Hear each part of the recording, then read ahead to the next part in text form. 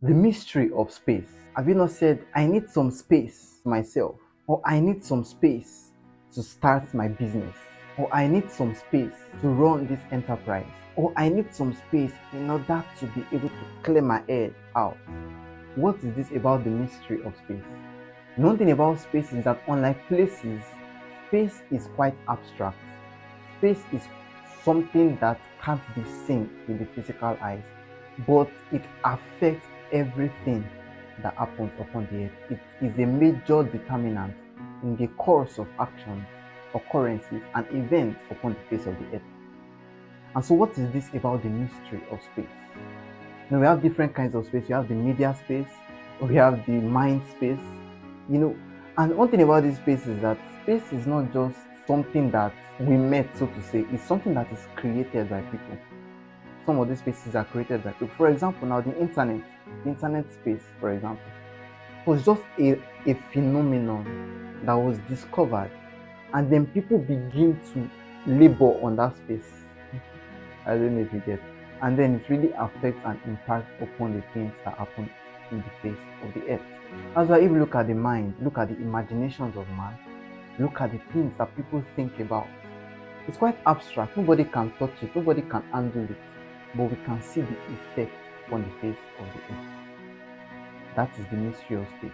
And if you look at the whole universe, for example, from science, they say that the universe expands rapidly. In fact, it expands at the rate of 73 kilometers per second. Think about it. In 10 seconds, it has expanded at almost 1,000 kilometers. That's mind-blowing. And what this tells us is that there is enough room for everyone to be all you want to be. Talk about the population expansion, the population increase. It is not matching the level of expansion of the universe. And so you can be all that you want to be, because there is enough room for you. If you look at some people now, some people just don't go physically to work. The work they do really is just on the internet. Because some years ago, you have to go physically to work, you have to operate some things, work on some files, physical things. Maybe you have to work on a building, on a construction site, you have to do something manually, physically, right? But now you can just be on your gadget, and then you are working, you are making an impact upon the face of the earth. And that's the power of space, the mystery of space.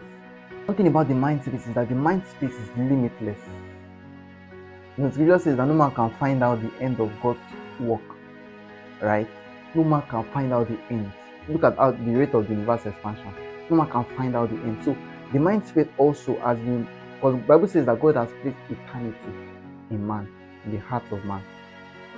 And so every man has the abundance of space within him, just for him to explore that which God has placed within him, and for him to harvest and become all that he wants to be.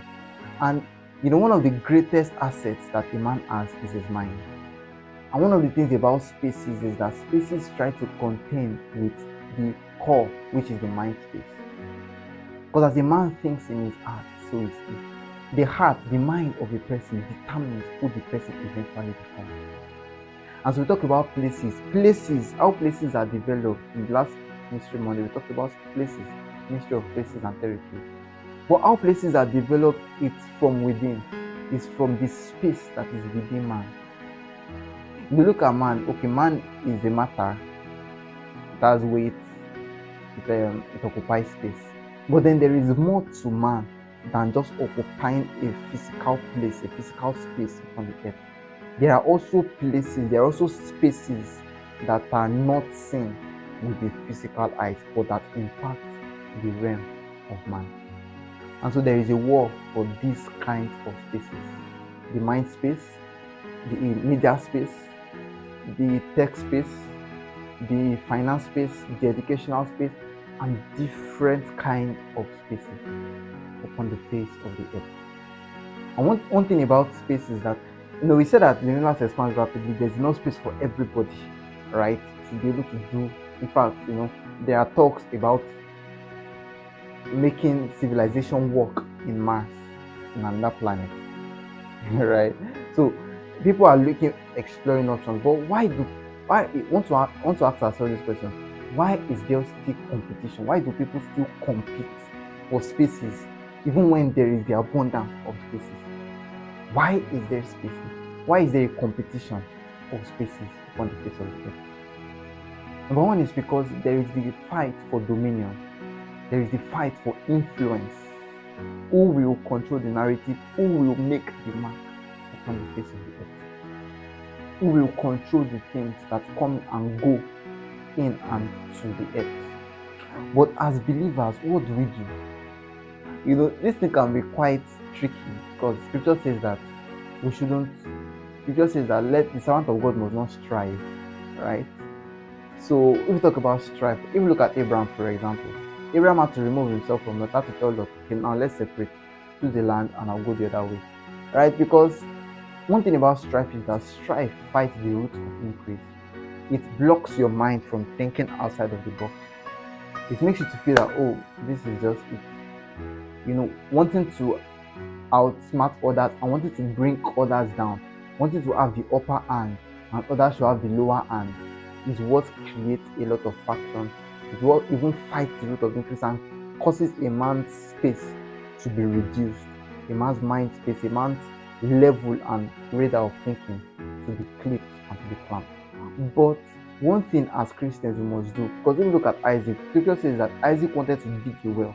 He found a space, he found a hot spot, wanted to dig the well, but then some men contended with it. But what did he do? He removed himself out of that place. I like King James Version. He removed himself. There's some spaces when you find that there's strife, you remove yourself because strife fights the root of increase. There is enough abundance of spaces and resources for you to explore rather than strive or fight with another person. So Isaac removed himself, went to another place. There was still contention, there was strife.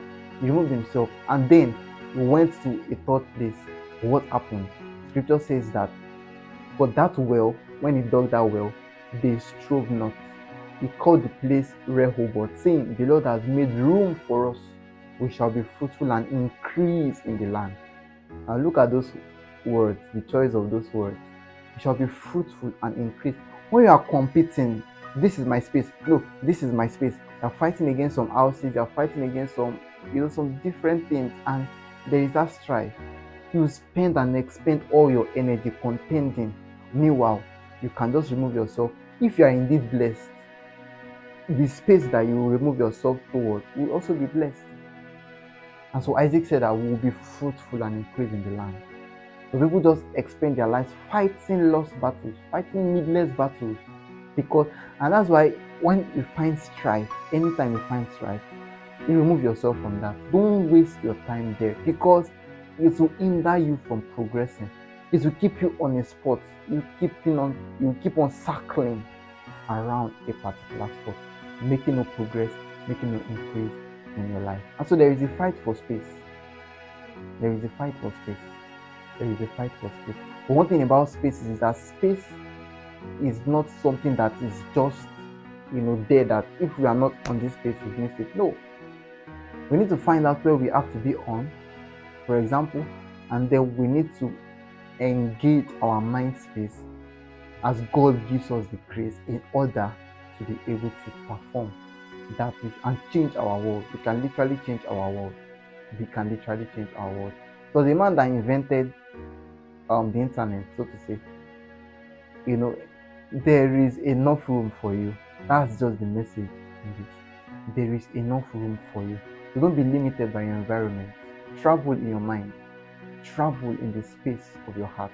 Don't be limited by your environment.